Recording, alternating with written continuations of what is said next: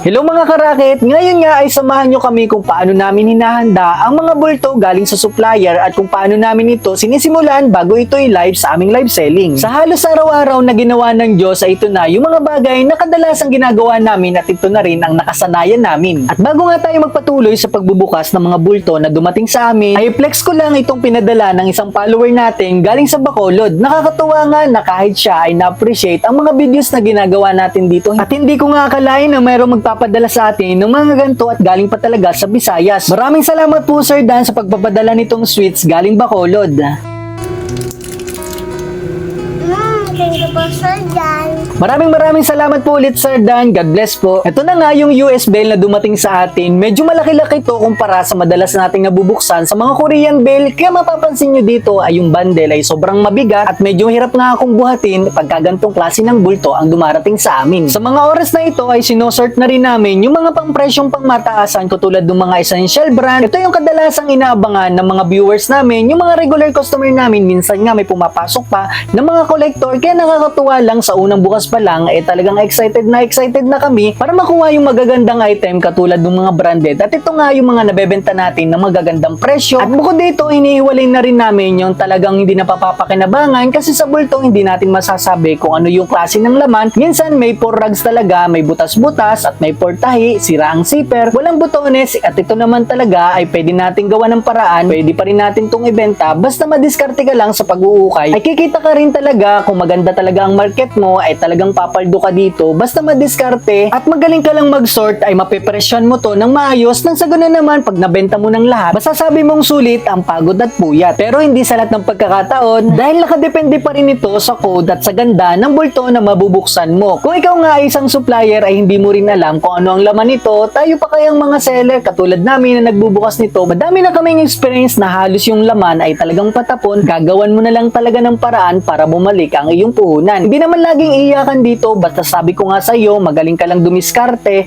yung kinakailangang laban, lalaban, paplansyahin at ayusin, kung kailangan tahiin ay gagawin mo to para mapabalik mo ang iyong puhunan. Kung sakaling hindi maganda ang iyong nabuksan, tuloy-tuloy lang, laban lang at huwag mong awayin ang inyong supplier. Kailangan nga dito sa pag-uukay ay nakahanda ka at buo ang iyong loob pag pinasok mo ang gantong klase ng negosyo. Kaya ikaw, kung nakakaisip ka magnegosyo, ituloy mo lang yan. Kung nahirapan ka na at hindi ka na masaya sa iyong trabaho, ay baka ito na yung time para magsimula ka sa iyong pagnenegosyo. Katulid mo rin kami, nung una medyo nahirapang magdesisyon kung magsisimula ba kami sa negosyo at iiwan ba namin ang aming trabaho. Nagtiwala lang kami sa aming sarili, pero bago kami nakapag-ukay, sumubok muna kami sa maliit na negosyo at nagre-resell na lang kami ng ibang product. Bukod dito, tinry ko din ang paggagawa ng mga fountain at sabi ko nga nung nakaraang video, kailangan mo lang talagang pumili sa dami ko nga ng gustong rakitin ay itong pag-uukay ang tumagal sa amin at pinagtutulungan namin ni Mrs. O diba, kung pinangunahan kami ng takot at hindi kami sumugal sa pagninegosyo ay marahil nasa empleyado pa rin kaming dalawa ni Mrs. Ilang taon na rin mula nang iniwan namin ang trabaho sa labas yung pagiging empleyado. Maikwento ko na lang din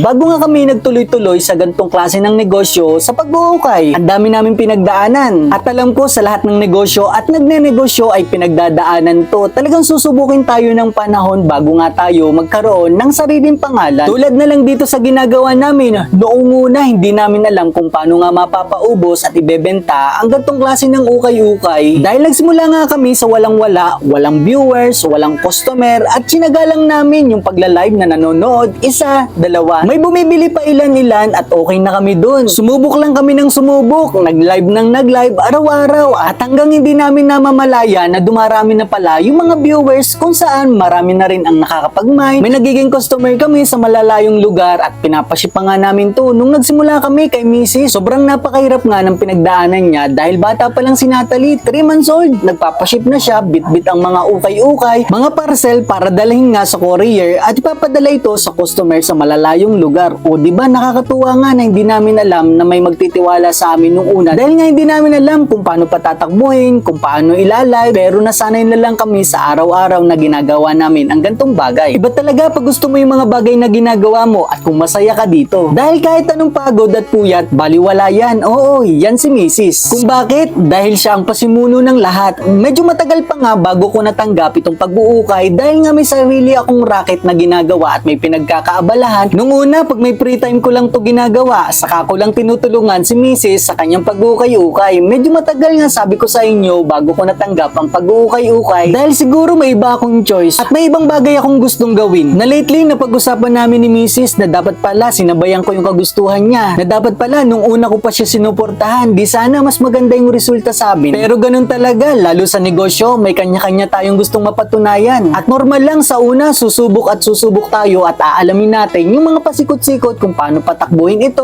kung ano yung para sa atin at kung ano yung mas fit para sa atin. May plano ang Diyos na maganda para sa atin, kaya tuloy-tuloy lang. Kung ikaw ay nag-uumpisa at pinanghinaan ka ng loob, tuloy mo lang yan kasi ganyan din ang dinanas namin. Sumubok lang din kami at nagtiwala sa sarili. O kung hindi kami naniwala sa sarili namin, posible nasa empleyado pa rin kami. Hindi naman ako against sa pagiging empleyado, pero kung may potential ka para magnegosyo ay gawin mo na. Huwag mo lang tatambayan yung pagtagal mo dyan sa iyong trabaho kasi baka meron kang opportunity para magnegosyo, para mas malaki ang kita, gawin mo na. Kung sa tingin mo at nararamdaman mo naman yan sa iyong sarili, ay magtiwala ka lang. 3:57 na ng madaling araw sa ganap na ito at tuloy-tuloy pa rin kami sa pagtatrabaho. Si Mrs. nga pala nagpahinga na dyan sa mga oras na yan. Ginagawa namin, relyebo na lang kami. Pag nagtatrabaho ko, siya tulog. Pag ako naman ang tulog, siya gising para tuloy-tuloy yung process dito sa pag-uukay namin. Lalo na kung ito ay ilalive sa mga susunod na araw, inire-ready na namin para mabilis na namin ma-dispose ito. At nakakatuwa nga